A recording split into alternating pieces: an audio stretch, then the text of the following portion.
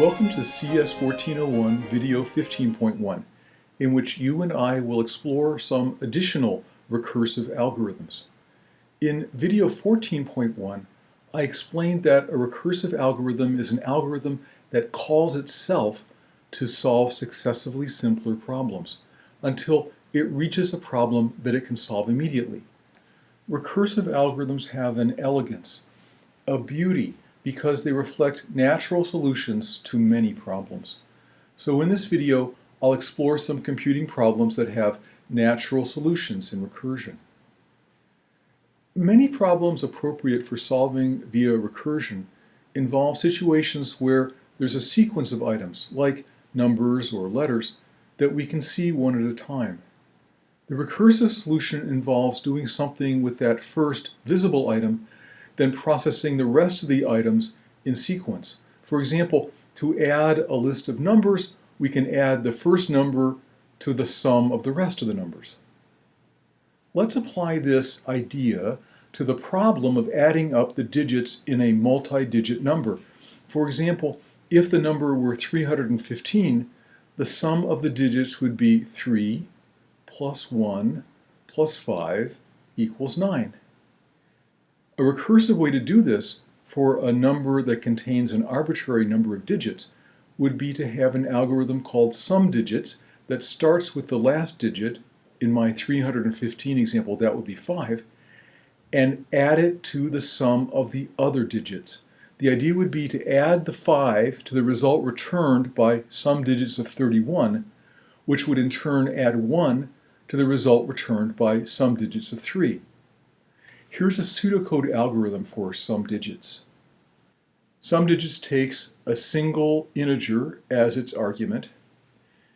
The base case is that if the number is less than 10, well, that means we just have a single digit, right? Because the number is going to be 0 through 9. In that case, we have the base case and we can just return the number itself, that single digit. In the recursive case, we'll return the least significant digit, which we can get through the number mod 10, and add it to the sum of the digits to the left, which we can get by doing integer division by 10. This works because in the base case, if the number is less than 10, then that's the only digit left to sum. And in the recursive case, the sum of the digits is the sum of the least significant digit, that's the number mod 10, and the sum of the other digits. That's SUMDIGITS of the number divided by 10 using integer division. To see the algorithm in action, I'll trace the activation records for SUMDIGITS of 315. When I call SUMDIGITS with the argument 315, it creates an activation record with the number equal to 315. The first thing the method does is check to see if the number is less than 10. Well, 315 is clearly not less than 10, so we haven't reached our base case. Instead, we're at the recursive case, so it's going to return 5, which is the least significant digit. That's what we get with the number mod 10, plus the result of calling SUMDIGITS on the first two digits of the number 3, 1, which we can get by dividing the number by 10 using integer division. So the next thing we'll have to do is call SUMDIGITS of 31. It creates a new activation record. When we have this copy of the algorithm, it checks to see if the number is less than 10. Again, the number is not less than 10, so we go to the recursive case. It returns the sum of the least significant digit plus the sum of all the remaining digits. So it'll call SUMDIGITS of 3. We have a new activation record. In this record, it will check to see if the number is less than 10. Well, 3 is less than 10, so we've reached our base case, and it will return the number, namely 3. That value goes back to the call of the prior activation record of SUMDIGITS 3. It adds the 1 and the 3 to give 4 and returns 4 to the copy of the algorithm that called it. Well, what that does, of course, is add the 5 and the 4, that's 9, and returns that value, which is 9. Now I'm going to move from integers to strings. I'll start by writing a recursive algorithm to find the length of a string. The algorithm string length will take a string as its argument and will return an integer that is the number of characters in the string. It's true that Java has a built-in method for string length, but we can write our own algorithm for string length using recursion. A string, like any sequence of items, can be thought of as having a first item, which I'll call the head, and then the rest of the items, which I'll call the tail. If the string were UTEP, then the head would be the letter U, and the tail would be TEP. Before I write my pseudocode algorithms that deal with strings, I'll make sure that I have two functions available: head, which returns the first character in the string, and tail, which returns the rest of the string. For string length, my idea is that the empty string, a string with no characters in it, has a length of 0. That will be my base case. And my recursive case will reflect the observation that if a string is not empty, then it has at least one character. So the length of the string will be 1 for that one character, plus the length of the tail of the string. For example, if the string is UTEP, then the string's length is 1 for the U, which is the head of the string, plus 3 for TEP, which is the tail of the string. Based on this idea, here's my recursive pseudocode algorithm for string length. The algorithm takes one argument, and it's going to be a string called the string. If the string is empty, well, that's our base case, and will return 0 because an empty string has no characters in it and has length 0.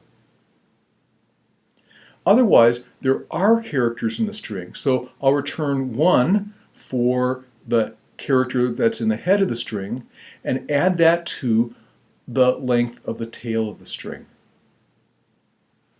To make sure this works, I'll trace the activation records for string length of quote REC. I'll call string length with the argument REC, which is a string.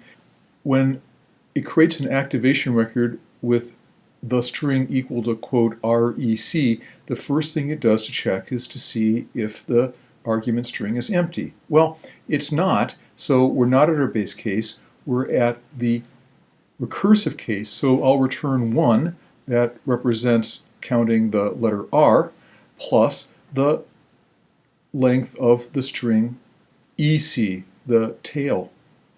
So that will call another copy of string length and creates a new activation record with the string equal to quote EC. The first thing that happens with this copy is that it will check to see if the string is empty. Well, again, it's not, so we're in the recursive case. It'll return 1 for counting the letter E plus the length of the tail, which is going to be the string C.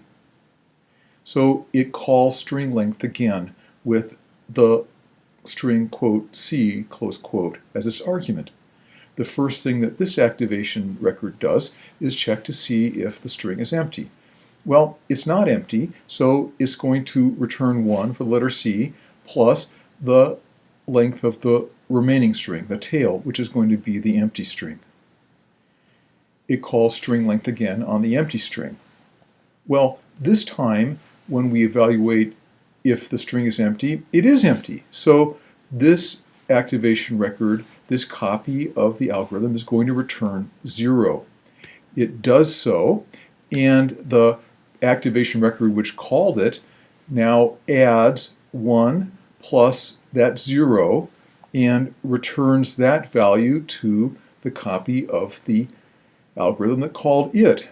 Well, the string length from C was 1. It'll return 1 for the letter E plus that string length, which is 2. Finally, we're at the original activation record.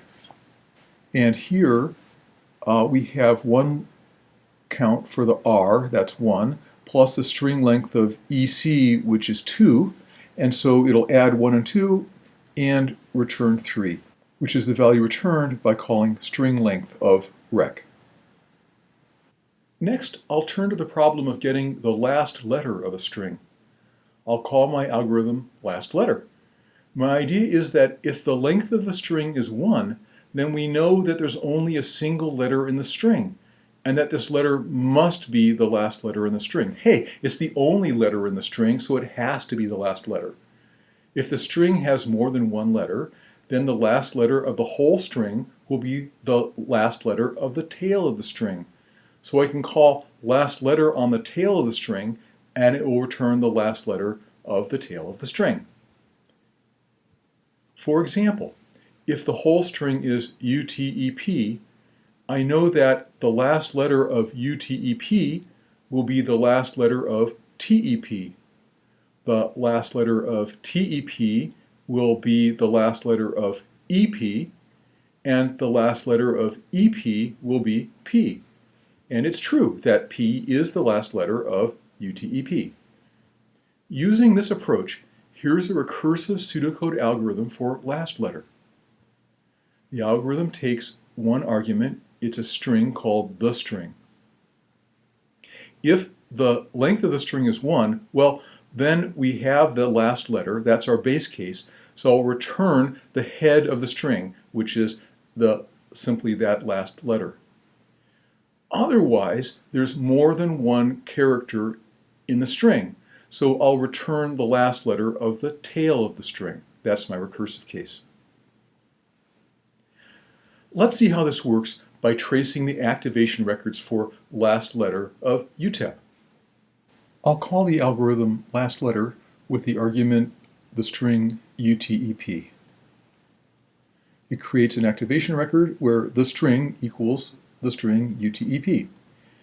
The first thing it does is check to see if the length of the string is 1. Well, in this case, the length of the string is 4, so we haven't reached our base case, so we're going to go to the recursive case.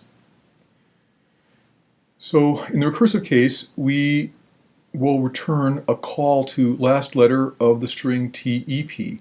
So it calls last letter of TEP, creating a new activation record where the string is equal to TEP.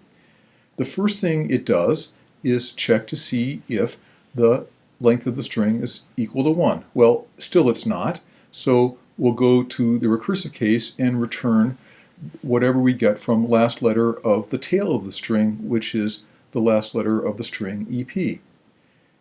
This, of course, calls last letter on EP, creates a new activation record, and the first thing it's going to do is check to see if the length of the string is 1. Again, it's not, so we're in the recursive case again, and it will return the last letter of the string P. Creates a new activation record where the string is equal to, quote, P, close quote, and now when it checks to see if the length of the string is equal to 1, yes, that's true. So we're in the base case, and it will return the head of the string, which is the single length string with the letter P in it. It returns that to the copy of the algorithm that called it, and it returns that as the result as well, and that returns it as a result as well to the original invocation of the algorithm, and that in turn returns P as the result of calling last letter of UTEP. Now that we know our way around writing recursive algorithms for strings, let's try something fun that will have two recursive cases. Our algorithm will be called collect nums, and what this algorithm does is, given any string, return a string of all the numerical characters in that string. For example, if the string is A1, B2, C3, D, then collect nums would return 1, 2, 3. My idea for writing collect nums is that if the string is empty, then I simply return the empty string. That's my base case. If the string isn't empty, I'll use the function head to look at the first character of the string. There are two possibilities for this first character. Either it is a number or it is not a number. If it is a number, I'll return a string where the head is that number and the tail is all of the numbers in the tail of the original string. If it is not a number, then I'll return a string with all the numbers in the tail of the original string.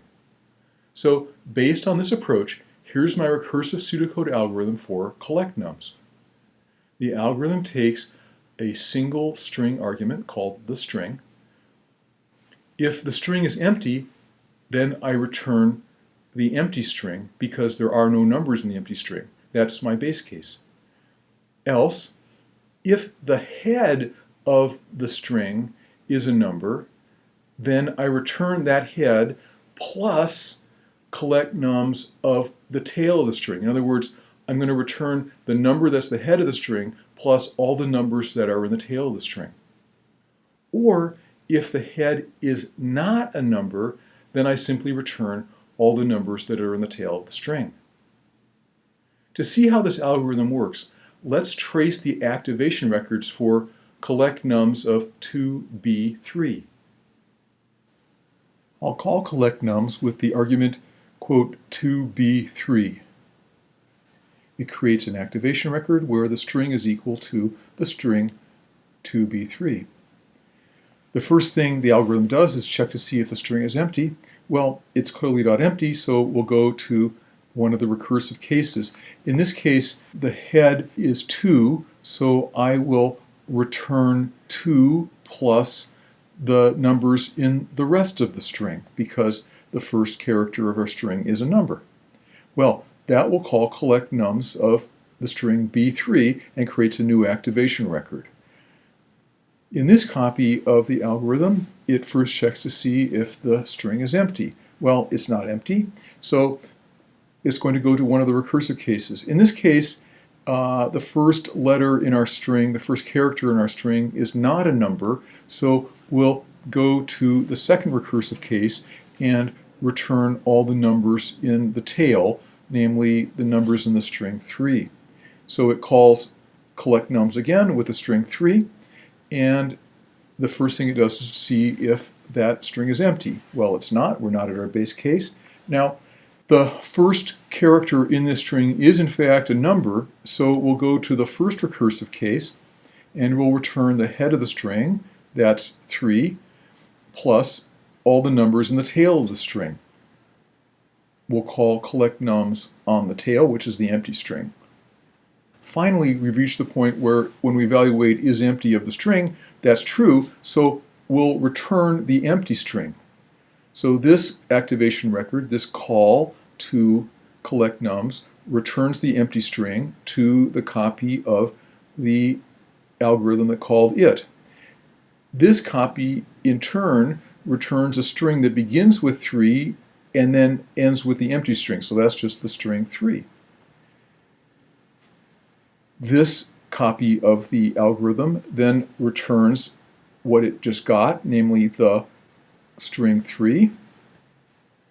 And finally, we're at the original copy of the algorithm. It's going to return a string that starts with 2 and then has, as the rest of it, the string 3, which is the result of evaluating collect nums of b3, and so it returns the string 2, 3. Finally, here's another recursive algorithm that works with strings. Remove blanks. This algorithm does exactly what it sounds like. Given a string, remove blanks returns another string that's identical to the original string, except that all of the blanks in the original string have been omitted. For example, remove blanks of hello out there would return hello out there. My approach will be similar to the approach I used in writing the algorithm for collect nums. If the string is empty, return the empty string. That's my base case. If the string isn't empty, then the head of the string will be either a blank or not a blank. If it is a blank, I'll return the tail of the string with the blanks removed. And if it's not a blank, I'll return the head of the string followed by the tail of the string with the blanks removed. Here's my recursive pseudocode algorithm for remove blanks. Remove blanks takes a single argument, which is a string called the string. If the string is empty, then I return the empty string because there are no blanks in the empty string. Otherwise, there is going to be at least one character in the string. So I'll check to see if that first character, the head, is a blank. If it is, then I'll return the rest of the string with the blanks removed. That's remove blanks of the tail of the string. Otherwise, if that first character is not a blank, then I'll return that first character followed by all the characters in the tail with the blanks removed. In preparing this video, I traced the activation records for remove blanks with the argument C blank S, and the algorithm returned the string CS.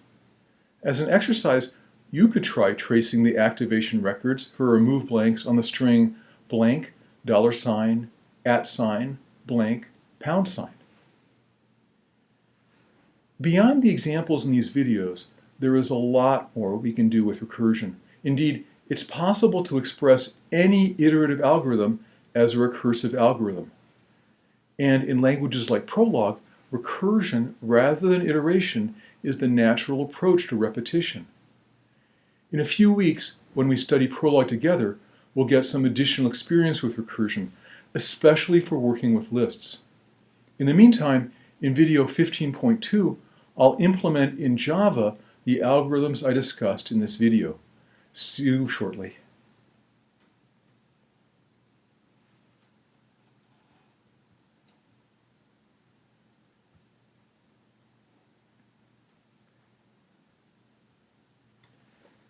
In preparing this video, I traced the activation records for remove blanks with the argument C blank S, and the algorithm returned the string CS. As an exercise, you could try tracing the activation records for remove blanks on the string blank, $, @ blank, £. Beyond the examples in these videos, there is a lot more we can do with recursion. Indeed, it's possible to express any iterative algorithm as a recursive algorithm. And in languages like Prolog, recursion rather than iteration is the natural approach to repetition. In a few weeks, when we study Prolog together, we'll get some additional experience with recursion, especially for working with lists. In the meantime, in video 15.2, I'll implement in Java the algorithms I discussed in this video. I'll see you shortly.